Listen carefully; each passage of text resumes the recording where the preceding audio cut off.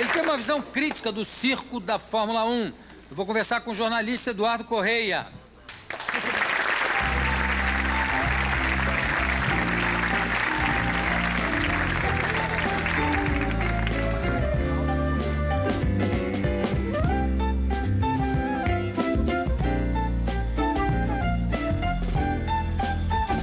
Eduardo, qual é a ligação que você tem com a Fórmula 1? Você está aqui lançando um livro, aliás, o programa hoje está muito literário.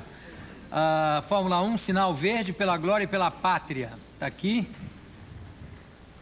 E está aqui. O seu eu não vou mostrar assim, porque eu não vou dar essa colher de chá também para você, que é demais. Mas qual é a ligação que você tem com a Fórmula 1 para escrever esse livro?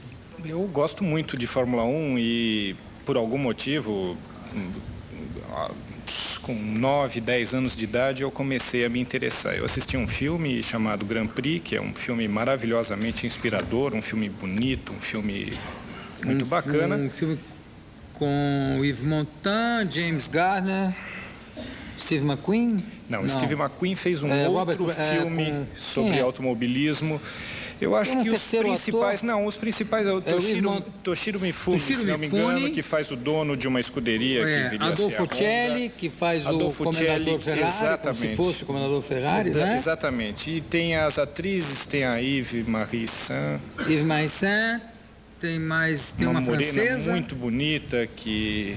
E tem um ator também que faz a esposa do Yves Montand. Não vou lembrar. O Yves Montand tinha 2 mulheres no filme. É o centro romântico, né, do filme. E o filme é muito inspirador porque mostra aqueles carros. Se não me engano, o filme foi feito em 66 e 67. Então eram aqueles carros antigos, os charutinhos, né? E muito bonitos e muito extraordinariamente bem filmado. Eu acho que aquilo foi muito inspirador para mim.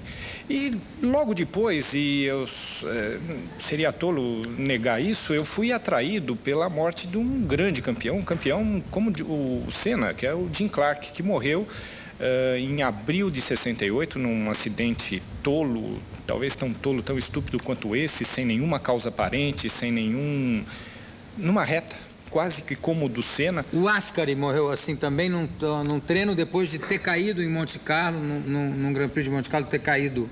Exatamente, ele morreu na água, em Monza, num teste onde ele, se não me engano, ainda usava o colar de proteção do pescoço. Estava com costelas quebradas. Estava com as costelas quebradas, roubou o carro do outro italiano, que o nome me foge, e foi dar uma volta na pista, de pura farra.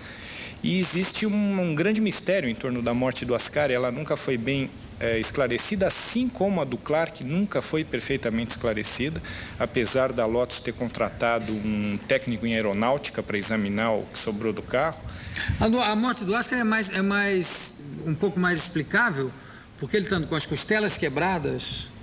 Sim, sem dúvida nenhuma, ele estava em condições... Qualquer mudança de marcha ele pode ter sentido uma dor aguda e ter descontrolado. E há também uma informação não confirmada de que um operário teria atravessado a pista na frente do carro.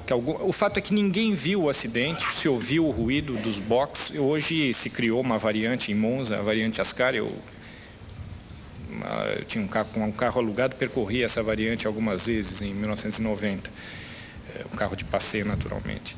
Mas aquela morte do Clark me chamou a atenção e aquilo somou. Eu tinha uma grande curiosidade pessoal sobre futebol naquela época e que se canalizou um pouco para o automobilismo.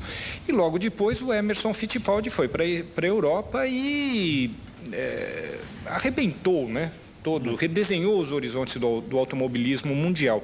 Porque uma coisa que as pessoas não se dão conta é que de 1970 para cá, o Brasil se tornou virtualmente dono do automobilismo internacional.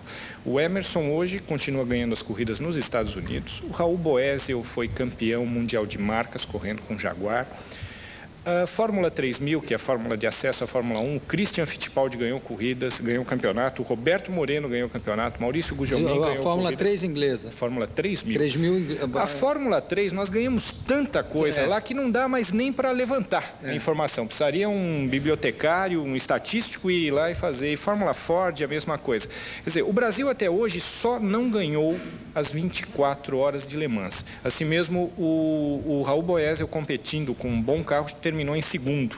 Aliás, até na introdução do livro, o Emerson Fittipaldi acha que é só isso que os pilotos brasileiros estão devendo para a gente, né?